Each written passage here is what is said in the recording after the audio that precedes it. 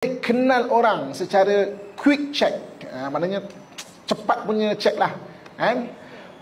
Apa nama, apa? Scan kan. Okey. Daripada sudut perkataan, orang ni dia ada jenis orang level pertama ni maknanya bagus. Cumanya kita boleh tahu ada satu orang yang dia punya cerita tu semua past oriented. Semua cerita orang lepas tu kan, itulah yang lepas past oriented. Orang ni bagus, dia ada kelebihan dia. Kelebihan orang past oriented ni bab innovation sangat bagus. Kalau kita tanya pandangan dia, macam mana nak baiki benda ni Oh, sangat bagus. Itu memang naturally Allah bagi kelebihan kat dia. Past oriented. Tapi maksudnya dia ni kalau cerita benda yang lepas saja. Kan? Okey. Yang kedua, ada type orang, dia kalau cerita adalah cerita peristiwa. Tengok bola tak baru ni? Bola kan dia sepak ke sini kan. Patutnya lah dekat. Patutnya dia sepak ke sini, tapi cerita peristiwa. Kan? Apa yang berlaku je. Kita cuba perasan keliling kita ni.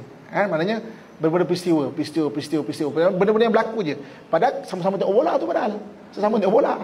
Mengulas tu benda sama. Tahu tak ni? Betul. Padahal sama-sama tengok padahal tu kan. Dia ulas peristiwa. Okey? Ada type orang yang mengulas peristiwa ni, orang ni kekuatan dia apa tau? Dia bagus, dia present oriented. Orang yang sangat bagus pada present. Kalau kita cakap nak buat macam mana ni macam ni, dia boleh cerita. Maknanya itu bagus, itu kelebihan dia, tapi dia adalah present oriented. Okey. Ada pula orang jenis kalau percakapannya masalah aja, kalau perasan. Salah aja. Kan? Kalau cerita kat rumah penuh masalah. Itulah. Blender tu rosaklah blender tu kan. Baru bulan lepas vacuum rosak. Apa semua lah kan. Datang kelas macam ni, kadang-kadang aircon tengah sejuk kan. Sejuk lah aircon macam ni. Tak boleh slow sikit ke kan. Aircon tengah rosak. Kelas ni panas. Lemas badan saya ni. Lapar. Ada je. Tapi jenis dia macam tu. Jenis macam itu. Ni pun sama. Orang macam ni, kelebihan dia innovation bagus. Sebab dia nampak masalah. Satu benda apa masalah kamera ni patutnya kena sengit sikit ni barulah gambar cantik. Maknanya mungkin kan. Dia bagus. Tapi jenis orang macam tu. Okey. Kemudian ada orang yang jenis dia adalah kalau cerita benda yang ke depan, gagasan, idea-idea baru, soal dia boleh buat ke tak tu soal lain, tapi benda baru. Kadang kita boleh tengok bagus benda macam ni kan. Benda ke depan. Orang ni future oriented, maknanya dia ke depan. Maksudnya itu bagus. Kelebihan dia mana dia nampaklah benda nak buat. Benda-benda kreatif, benda bagus untuk dia tu. Okey. Jadi tak kisahlah past oriented ke, ataupun present oriented ke, cerita peristiwa ke, ataupun jenisnya ada masalah, cara pemikirannya masalah je. Ada pernah jumpa tak orang macam ni? Jumpa masalah je. Ada masalah kan.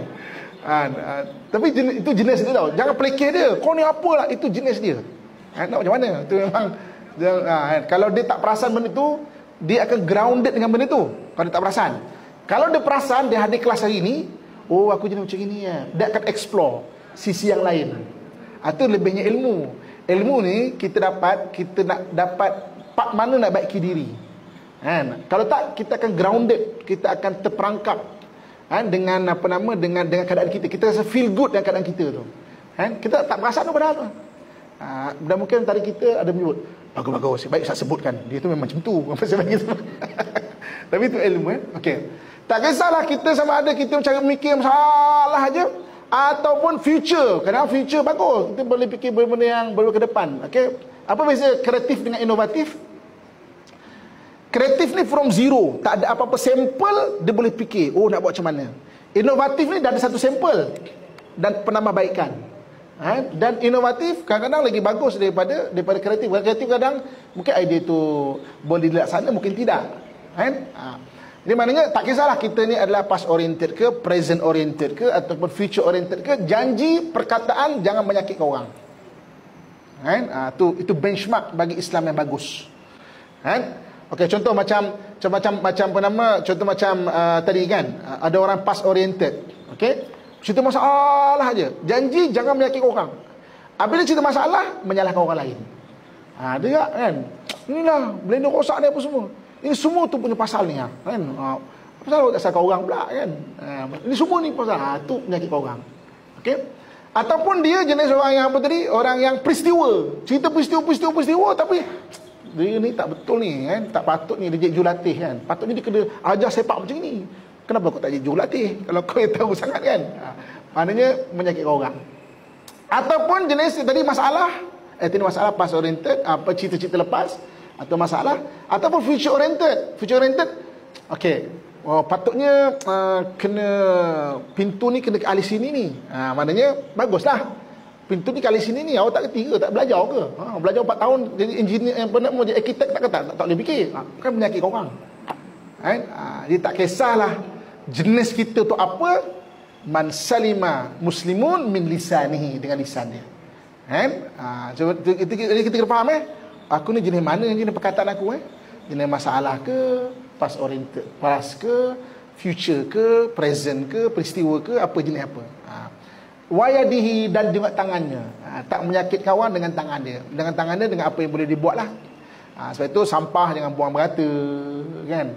Dalam hadis Nabi sebut bahawa sebaik-baik kamu adalah orang yang mengutip duri dari jalan. Saya pernah naik satu kereta depan makan buah-buahan, keluar kulit rambutan. Kan? Keluar kulit rambutan. Kemudian keluar kulit durian daripada kereta. Nabi kata buang duri dari jalan. Dia membuang duri di jalan. Muka kering ya. Kita potong tin. Kenapa tu? Bahagia. Tak, kadang-kadang ada orang yang dia tak ada guideline. Dia tak pernah orang sebut kat dia. Dia tak tahu benda tu kadang. Kita cakap common sense lah. Common sense bukan untuk semua orang. Common sense adalah orang yang ada benchmark ilmu. Lepas tu kan dalam hadis yang disebutkan balighu anni walau ayah, sampaikan daripada aku walaupun satu ayat. Ada orang memang tak tahu tau. Ada orang memang tak tahu. Kan kita pelik, benda simple pun tak tahu. Common sense lah. Dia tak ada common sense sebab dia tak ada ilmu. Kan? Common sense orang yang dah ada satu benchmark ilmu.